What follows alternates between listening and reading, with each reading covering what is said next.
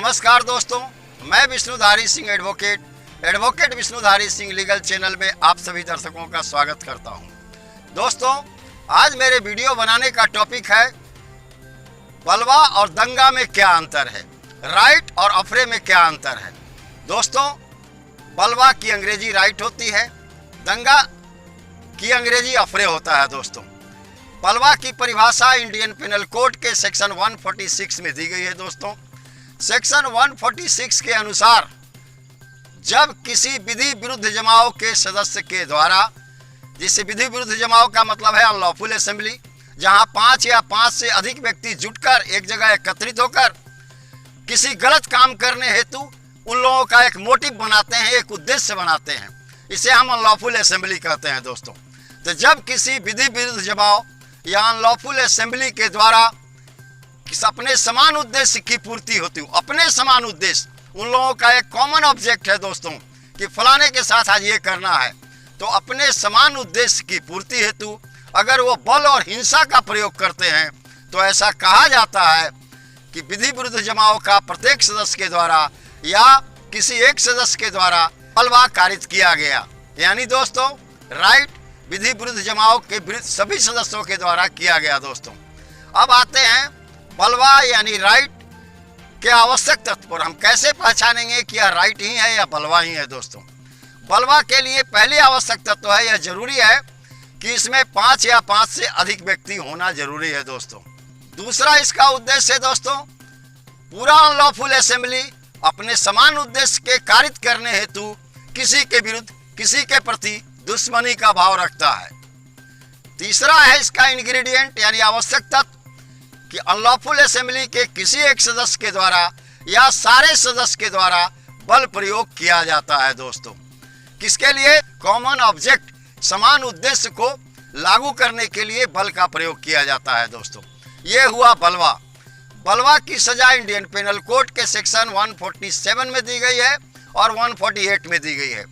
दोस्तों, सेक्शन 147 के अनुसार अनलॉफुल असेंबली का वह सदस्य जो बलवा कारित करता है या प्रत्येक सदस्य को सजा 2 साल तक की हो सकती है या उसे जुर्माना हो सकता है या सजा और जुर्माना दोनों हो सकता है। दोस्तों, लेकिन 148 सेक्शन इंडियन पेनल कोड का कहता है दोस्तों कि अगर अनलॉफुल असेंबली के सदस्यों के पास कोई घातक हथियार हो जिससे किसी का मृत्यु तक कारित हो सकता हो, यानी डेडली वेपन्स लेकर वो साथ गए हों अगर अपने समान उद्देश्य की पूर्ति हेतु बल प्रयोग करने या हिंसा करने, तो ऐसी परिस्थिति में उन लोगों की सजा बढ़कर 3 साल होगी या जुर्माना होगा या सजा और जुर्माना दोनों हो सकता है। दोस्तों, अब आए हम चर्चा करें दंगा पर, अफरे पर। अफरे क्या है, दंगा क्या है। दोस्तों, सेक्शन 159 इंडियन पेनल कोड कहता है कि 2 या 2 से अधिक व्यक्ति मिलकर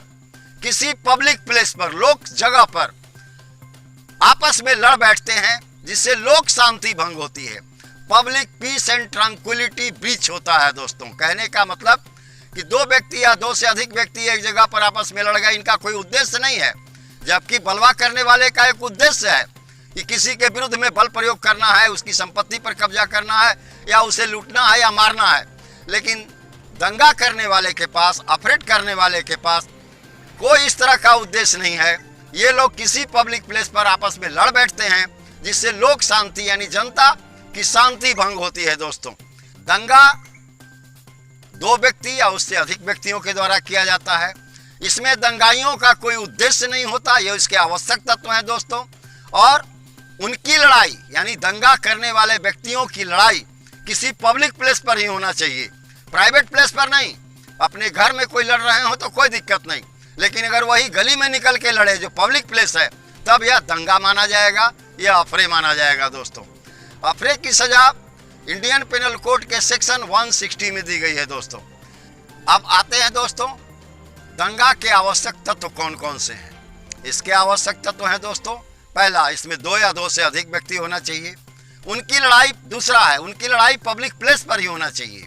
और तीसरा आवश्यक तत्व है दोस्तों, उन लोगों का कोई समान उद्देश्य नहीं होना चाहिए, कॉमन इंटेंशन नहीं होना चाहिए। अब हम आते हैं दंगा और बलवा में क्या अंतर है, यानी बलवा क्या है और दंगा क्या है। पहले तो हम लोग समझे कि दंगा और बलवा की परिभाषा क्या है, उसके आवश्यक तत्व क्या हैं। अब समझ ले कि इन दोनों के बीच में क्या अंतर है। कैसे पहचानेंगे कि यह दंगा है या यह बलवा है। बलवा करने वाले में अनलॉफुल असेंबली होना चाहिए और यह 5 या 5 से अधिक व्यक्तियों के द्वारा होनी चाहिए दोस्तों, जबकि दंगा में 2 या 2 से अधिक व्यक्तियों के द्वारा होनी चाहिए दोस्तों। अब आए बलवा पर। बलवा पब्लिक प्लेस या प्राइवेट प्लेस कहीं भी हो सकता है, निजी संपत्ति या लोक संपत्ति कहीं पर भी हो सकता है, जबकि दंगा सिर्फ पब्लिक प्लेस पर ही होगा दोस्तों। दंगा के लिए प्राइवेट प्लेस जगह नहीं है, प्राइवेट जगह उनके लिए उचित नहीं है दोस्तों। तीसरा अंतर दोनों में है कि दंगा बलवा के लिए पहले अनलॉफुल असेंबली क्रिएट करना पड़ेगा, पहले आपको विधि विरुद्ध जमाव बनाना होगा, या 5 से अधिक व्यक्ति एक जगह जमा होकर एक समान उद्देश्य बनाएंगे, एक कॉमन ऑब्जेक्ट बनाएंगे और उस कॉमन ऑब्जेक्ट के पूर्ति के लिए बल या हिंसा का प्रयोग करेंगे। जबकि दंगा में दोस्तों कोई समान उद्देश्य नहीं होता है, किसी तरह का प्लानिंग प्री प्लानिंग इसमें नहीं होता दोस्तों। इसमें अनलॉफुल असेंबली बनाना जरूरी नहीं है दोस्तों। अब दोस्तों दंगा और बलवा के बीच में अंतर आप समझ गए होंगे। अब दोस्तों थोड़ा सा हम प्रकाश डालना चाहेंगे आपको विधि विरुद्ध जमाव क्या है। जब 5 या 5 से अधिक व्यक्ति मिलकर किसी पब्लिक प्लेस या किसी प्राइवेट प्लेस पर किसी गलत काम करने के लिए अगर समान आशय बनाते हैं, कॉमन ऑब्जेक्ट के लिए एक प्लान बनाते हैं, तो दोस्तों यह विधि विरुद्ध जमाव कहा जाएगा।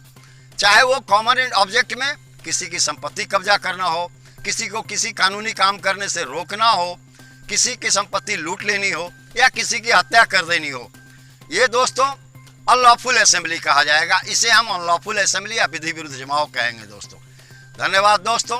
अगर आपको यह वीडियो पसंद पड़ा तो इसे लाइक करें, सब्सक्राइब करें और अपने दोस्तों को शेयर करें। हाँ दोस्तों, सब्सक्राइब करने के बाद दाहिने तरफ का बेल बटन दबाना न भूलें ताकि मेरा अगला जो भी वीडियो हो आप तक निर्बाध गति से पहुंचता रहे दोस्तों। हाँ दोस्तों, अगर आपके पास कोई कानूनी समस्या है तो आप हमारे कमेंट बॉक्स में लिखें, मैं उस पर वीडियो बनाकर आपकी सेवा में अगले वीडियो में प्रस्तुत कर दूंगा। धन्यवाद, नमस्कार।